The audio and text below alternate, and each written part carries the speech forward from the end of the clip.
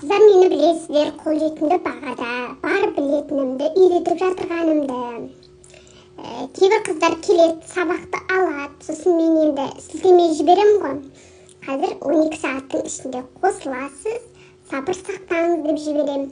Бірақ 12 сағаттың ішінде емес, мен деген 10 минутта қосып тастаймын, кейде 20 минутта қосып тастаймын.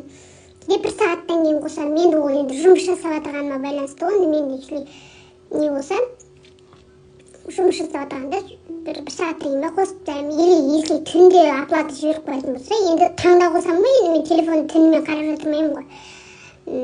Содан сабыр сақтай алмайтын қыздар, ақшамды қайтарыңыз.